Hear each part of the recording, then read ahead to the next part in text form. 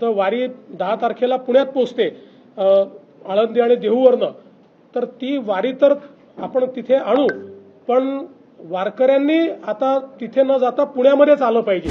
अत्यंत लक्ष देण्यासारखी आहे। वारी सुरू होते, वारीच्या निमित्तानेही खूप मोठ्या प्रमाणात अतिवृष्टीमुळे इंद्रायणीवरचे चारही पूल जे आहेत हे पाण्याखाली चाललेले आहेत।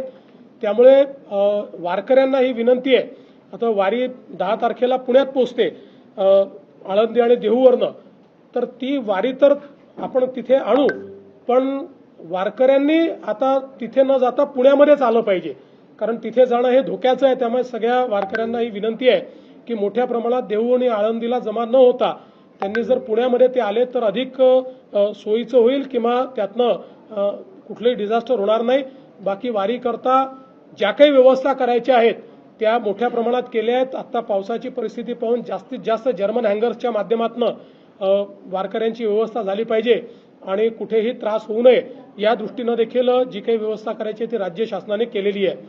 मला असं वाटतं की हे जे काही आपण अलर्ट्स सातत्याने या ठिकाणी देतो आहोत, ही आपली जी काही डिझास्टर मॅनेजमेंटची जी आपली इथला जो कक्ष आहे, हा कक्ष 24 तास या ठिकाणी काम करतोय।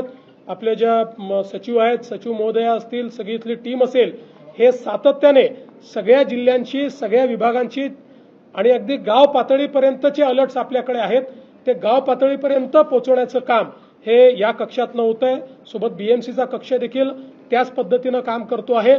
माझी सगळ्या नागरिकांना विनंती आहे की अनावश्यक प्रवास टाळावा। जो कालावधी सातत्याने आम्ही सांगतोय अति पावसाचा आहे, किंवा जो कालावधी अधिक वेगानं धावणाऱ्या वाऱ्याचा आहे, त्या कालावधीत रस्त्यावर येणं टाळावं। अत्यावश्यक असल्याशिवाय लोकांनी त्या ठिकाणी अशा पद्धतीनं कम्युटेशन करू नये, अशा प्रकारची सर्वांना विनंती आहे। महाराष्ट्रातील सर्व बातम्यांचे विश्वासार्ह व्यासपीठ, सकाळच्या सर्व सोशल मीडिया प्लॅटफॉर्मला लाईक, फॉलो आणि सबस्क्राईब करा।